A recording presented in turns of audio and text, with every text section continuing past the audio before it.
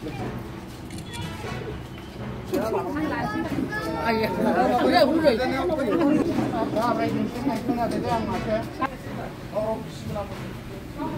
hotel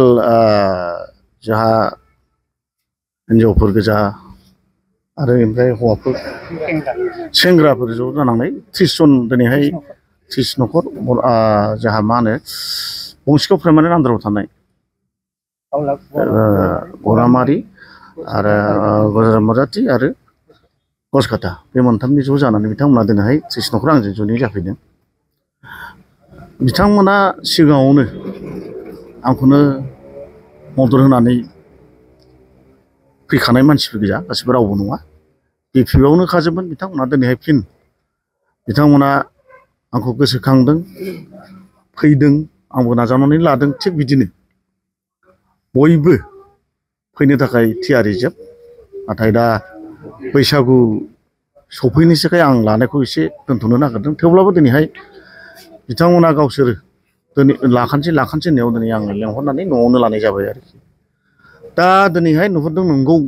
Banargaon समस्ति हिसाबै गुबुन दोलोफ्राबो मानसि बोलायनाया सोलिगासिनो दं नंगौ आंबो बोदों गुबुन पार्टियाबो बोदों थेवब्लाबो बोलायनायनि गेजेरजों दिनैहाय आङो नुनो मोननांदों हमनो हादों रायजो राजाफ्रा बांसिन आंजोंनो सिङाव दंखायो आरो थाखागोन बेखौ आंहा बिसास दङ। दा मैयाना दाखालि आं बनर गामियाव जयनिं लानाय नुदों नंगौ आंनि माखासे वार्कारफोर दंमोन झारबारि एरियानि बिसोर फैदों गासै झारबारि एरियानिफ्राय 17 जनसो फैदों आरो ओरैहाय मा होनो गसकाटा एरियानिफ्राय माखासे थांदों ओमफ्रायथ' बाखिखौ आं मिथिला बबेनिफ्राय फैदों जिखुनु जाया बिसोर थांनायाव जेबो उसुबिदा गैया बिथांमोना हयथ' निस्सय आंखौ माबा मोनसे उसुबिदा मोननानै एबा पार्टिखौ उसुबिदा मोननानै थांदों जानो हागौ आंहा बेखौ बुंनांगौ गैया आरो बिसोर थांनायाव आंहा जेबो खहाबो जाया प्रब्लेमबो जाया ओंखायनो जाय गोसो जेब्लायबो राजनितिकनि दरजाया खुलाखा जेरै बेबायदिनो थांलाय फैलाया बे थाबाय थाखागोन आं बेखौ लानानै आंहा जेबो साननांगौ गैया। फरायसाफोरनि थाखाय मोनसे फोसावथाय सोलोंथाइ बोसोर 2025-26 नि फरायसाफोरनि थाखाय गोदानै मुं थिसननाया दासान्दि सोलिगासिनो क'क्राझारनि बड'लेण्ड स्टार एकाडेमियाव। बे एकाडेमियाव थाखो 6 निफ्राय 9 थाखोसिमनि बर' बिजोङाव आरो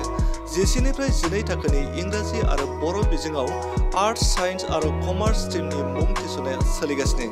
बड'लेण्ड स्टार एकाडेमियाव रोंगौथि गोनां फोरोंगिरिफोरनि फोरोंथाय होनायजों लोगोसेनो फरायसाफोरनि थाखाय माखासे खाबुफोरबो होफानाय जादों जेरै JEE आरो नीटनि फोरोंथाय होनाय इंराजि सोलोंथाइनि खाबु जिउ राहा दानायनि सोलोंनाय खाबु BPL न'खरनि थाखाय 20% मुं थिसननायखौ रेहाय होनाय लोगोसेनो फरायसुला फरायसुलिफोरनि थाखाय आलादा थाग्रा हस्टेलनि खाबुबो होनाय जादों।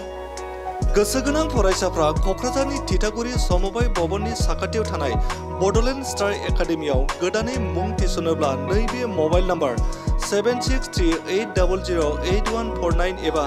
6003499997 आव थोंजोङै फोनांजाब खालामनो हागोन।